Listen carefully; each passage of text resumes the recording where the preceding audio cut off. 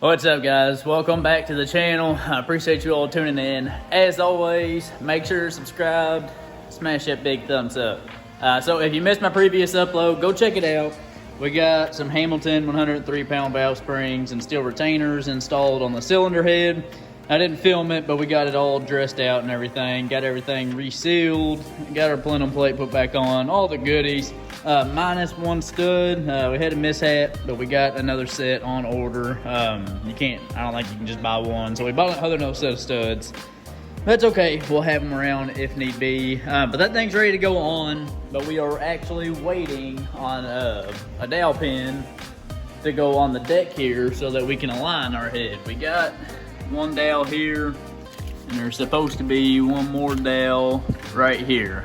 But we cannot find it. I guess the head's been off at some point already, and they didn't put it back in because I checked the head gasket. It wasn't in there. I called the machine shop whenever they had the head and asked him when I got there. He never saw a dowel on the cylinder head itself. So not a big deal, but I went ahead and ordered a few of them, so I had those as well. So we gotta wait to set the head on. So I figure I got pretty good access to my rear freeze plug on the engine.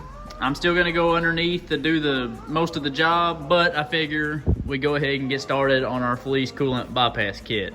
Well, like I said, we got good access. Might as well, not only the rear freeze plug, but like the heater core tubes and stuff like that. We can address all those for now, and then I'll pick up on this video in the future whenever we got the head set on, and we'll finish buttoning up and hooking up the thermostat housing and stuff like that, which is right here. So just real fast before I get into it, let's go over this kit. So this is another super beneficial upgrade that I recommend you guys check out. Fleece Coolant Bypass Kit. This one specifically is for a 2005 model 48RE automatic truck. So like I say, not only performance upgrade wise, but if you're for daily driving, if you're hitting the highway all the time, or if you're towing, using your truck for work, not just play, or both, 100% recommend you look into it, because it's super beneficial, of course, to keep the rear of the engine just as cool as the front of the engine. Keep cylinder 6 happy just as well as cylinder 1 happy. And that's what this kit right here utilizes. And it's very simple. I mean, it can be a little bit of a headache in the truck. That's why we're taking advantage of the cylinder head being off, so we have a little bit better access to that rear freeze plug, which also in turn happens to be the most problem prone freeze plug on the engine. So we're doing away with it, killing two birds with one stone. You guys know the deal. So like I say, the kit comes with everything you need. Like I say, you've got your heater core replacement tubes. You've got your secondary thermostat extension block, and then you've got your secondary thermostat here, and that's what bolts to the rear of the freeze plug. We'll get to that here in a little bit. This is your nylon hose that runs between the two. Like I say, we'll get into how you do that and everything. These are your block offs from your heat exchanger. This is another block off that's on the block on the side that the heat exchanger is on. I'll show you guys that as well. These little clamps, they're to secure your nylon hose. I recommend y'all use these bad boys because they look absolutely killer in the engine bay. And of course, it's a little SOS Brillo pad to clean up your surface that the rear freeze plug is on, because you don't want any intrusions to mess with your seal. So like I say, super simple kit, even to keep your beers cool. You guys know the deal. So let's get into the install. So I went ahead and knocked out my rear freeze plug, which of course, guys, if you're doing this job, you're gonna have to drain your coolant before you dive in, or you're just gonna be making a mess everywhere. You'll still get some coolant dripping out a little bit, as you guys can see. Not a big deal though, but I went ahead, popped the rear freeze plug out. What you're gonna need to do, you're gonna need a big old hefty Johnny Daddy pry bar like this, so you can get far enough back and get a good angle to swing on your hammer, because you're not really going to be able to do it from in the engine bay. Let me come underneath here real fast. Sorry guys. I went ahead and made it a little easier for me. I went ahead and popped out my transmission throttle valve actuator. It just sets in place right here. It just gives you a little bit better access. Let me see if I can get you guys in here. Gives you a little bit better access to that rear freeze plug. You guys can see it at the tip of my finger. She's tucked up in there. It's quite the bitch. But you can pop this bad boy loose It's just a couple 14 mil transmission housing bolts, and that gives you a little bit better access. See, you guys can barely see it peeping over there. It's tight. You're gonna get a little bit pissed off, but you can do it. Let me resituate real fast. So that's how I run my pry bar. You guys can see the front drive shaft here. You guys can see where that actuator sits, and it just fishes up right to the back, and you'll be right on the freeze plug. You guys can kind of see the top of the hole. And you're just gonna beat on the back of your pry bar, and eventually that freeze plug will bust loose, and you can go up top and pretty much get it the rest of the way. Here, you can see a little bit better from back here, I think. I can with my eyeballs anyway. There you go. Right there. You guys can get a little bit better visual right there, but you can get an eye on it, and you can tell when it's loose, and you can also feel when it's loose as well. So like I say, not a huge deal to get out. It's just tight in there more than anything, but you're just gonna need a big hammer, you're gonna need a big old pry bar, and you can get the job done, no problem. So I'm gonna drop the truck down on the ground, and we'll jump in the engine bay. Now that we've got our rear freeze plug out, before we can get our secondary thermostat set into place and our nylon hose connected to it, we've got to remove a few of our factory heater core hoses. One we're gonna start with routes from right here, this little plug, and down to your heat exchanger. It goes down to the bottom nipple that comes out, or bung. We already got it disconnected, so we're just gonna pull it out of the way. You guys can see, routes there, comes up, and goes right into there. And you're gonna be putting one of your rubber plugs on the heat exchanger side, and we're going to yank that bung out, and we're gonna plug it with the threaded plug that we got from our guys at Fleece. So that's the first one. I'm gonna plug these two sides, and then we'll move on to the secondary hose. Pretty easy stuff, guys. Y'all can see a little plug down there. Got it plugged off, put a hose clamp on it, not a big deal. And then peek right through here. You guys can see it's just a little Allen key. I forgot the exact size, but it's got an O-ring on it. You just thread it in, tighten it down. I went with Hookah on this one, no torque specs involved. But just snug it up, you ain't gotta over tighten it. You guys know the deal.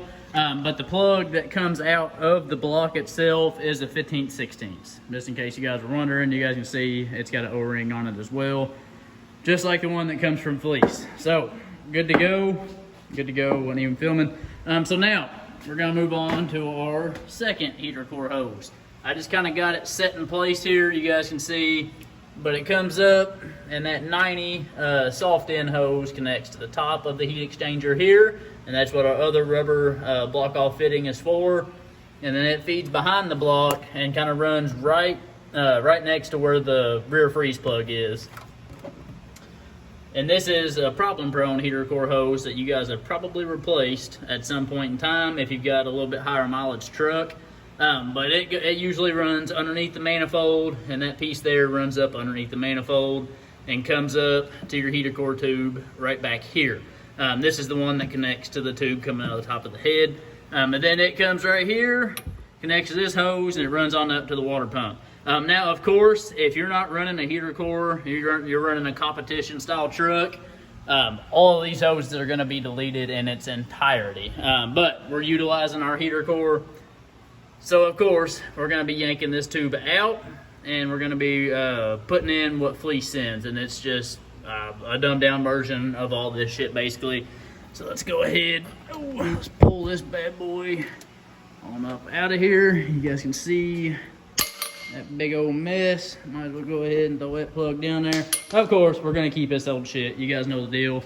But we're gonna be replacing it with these tubes here. This one's just gonna run straight to the back here. It's gonna be running underneath the manifold there, connected to this rubber fitting here. And then this line here is going to essentially replace this hose here. It's gonna connect to the back of that one, and it's gonna run up, and you're gonna butt it up to your firewall. So we're gonna be yanking this old hose off and replacing it with this bad boy. Pretty damn simple, not much to it. But so just real fast, I think I'm gonna go ahead, before I do these hoses, I'm gonna go ahead and bolt up our rear secondary thermostat housing. But first we gotta hook up our nylon hose, and we gotta lube up our rear O-ring, press it in, and then we'll tighten that bad boy down. All right, so we've got our secondary thermostat here. You guys can see our fitting. We're gonna get our nylon hose, which, by the way, this is the black nylon. They have stainless steel braided as well. I just like the black look. I think it looks a little bit cleaner. But so, as far as for which end you're gonna put on the secondary thermostat and which one's gonna run up to the first thermostat, it doesn't really matter, but if you look and see, they do have it stamped fleece on one end and not on the other. So, I mean, if you just want it to look good and look its best, I would put this end up towards the very first thermostat and run this to the secondary. So that's what we're gonna do. It's a 1-inch wrench. I recommend using AN wrenches, but we just got regular old hinky wrench. You guys know the deal. We're gonna go ahead and we're gonna snug it up while it's out of the truck. We're gonna go ahead, put it on, because once it's in the truck, as you guys can see, or as you probably know already, you're a little bit scrunched for room. So we're just gonna go ahead and tighten it down right out here.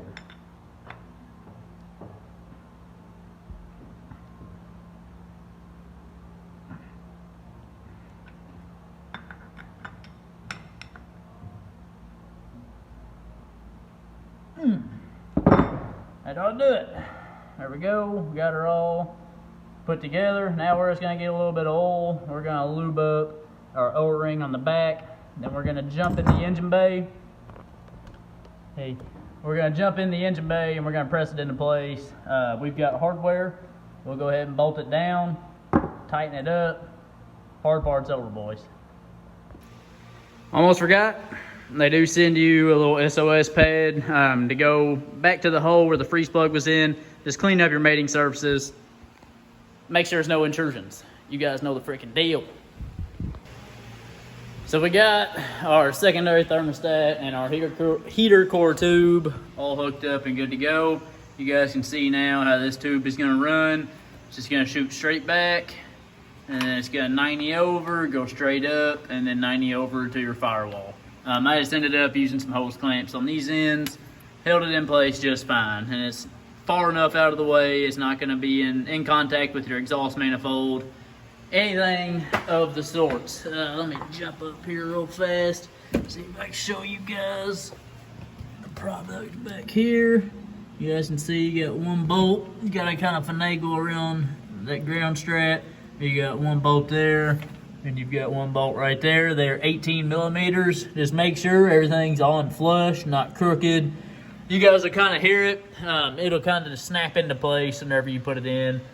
Just make sure your rubber seal's clean, nice and oiled up, and there's no residual bullshit on your mating surface. Just clean it up real good with the SOS pad that they send you.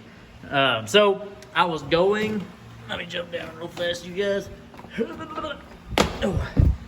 I was gonna end the video there and wait until I put the head on top of the truck, but you guys necessarily, it doesn't have to be on the truck for me to show you guys what to do, because there's not that much left. Once you get that part done, your hose here is gonna connect to the top of your thermostat housing. Let me go ahead, let me grab this tube here. This is your thermostat housing here. It sits right on there like that. But what we're gonna do, you guys can see, this whatever you want to call it, adapter plate, extension, whatever you want to call it. We're gonna take out our old 10 millimeter thermostat bolts. They just slide through there and hold the thermostat housing down. But we're gonna utilize this new little extension block here. I'm gonna set it in place.